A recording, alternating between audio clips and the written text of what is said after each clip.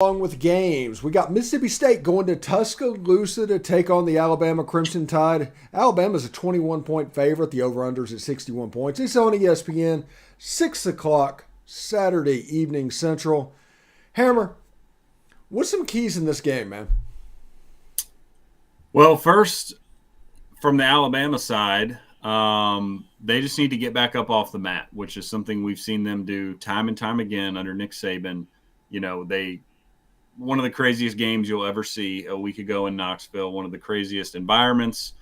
Now they're going to be back home and playing a team in Mississippi State who's reeling in their own right after really a pretty bad performance in Lexington a week ago. So, look, the keys here, if you're Bama, just play your game and you're going to win. And what I'm going to be looking for is really just kind of the Bama discipline, because again, they have the talent and they have the guys to win this game with ease. They've just really struggled this year with penalties and much more so on the road. So I think being home will help them with that. But it's just very uncharacteristic of Alabama to have as many penalties as they've had. So, I think they are heavily favored in this game for a reason. They just need to get back to playing sound fundamental football and stop all the nonsense pre-snap penalties that's really been hurting them all year. So I think that's a big key here is don't let Mississippi State hang around. Don't hurt yourself and just play your game. Okay, boss man.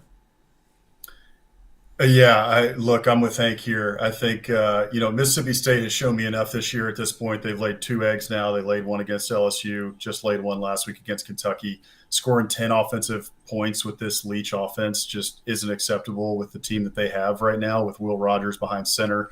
And now you go up against Alabama, who is pissed off from losing that game.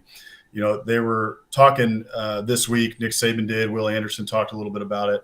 About how Alabama, mighty Alabama felt tense and a little anxious before that Tennessee game for whatever reason. I don't think they're going to be tense and anxious in this one. I think they're going to be ticked off.